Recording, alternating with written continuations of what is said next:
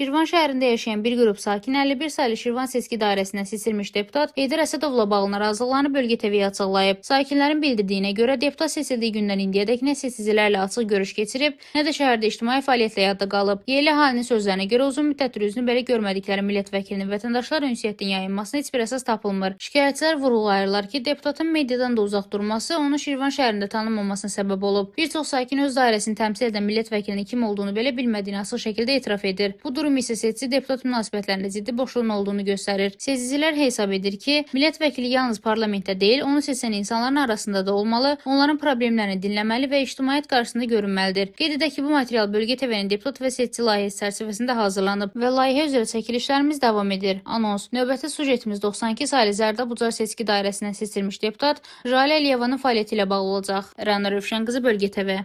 Deputatı tanıyırsınız? Kimdir? Valla hal-hazırda yox. Tanımırsınız. Gəl. Yox, görməmişəm.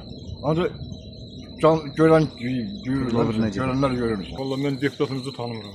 Tanımırsınız deputatı Yox, kim? baxın gözükə. Belə şey görməmişəm. Hələ olmuş, nə bilim. Çox sağ olun. Görməmişəm.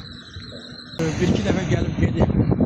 İndi axır zamanlara mən xəbərim yox. Onlarla mən nətə görüşmürəm, bilmirəm ki, ola gələndə bir səs yayılır ki, gəlib. İndi axır zamanlarda xəbərim yox. Verəcəyim, yəni ki, bir sənətlərdir. Birinci növbədə yaxşı qanun qəbul etmək lazımdır ki, deputat gəlib nə yol çəkdirən deyil, nə də ki, başqa iş görən deyil. Deputatın vəzifəsi.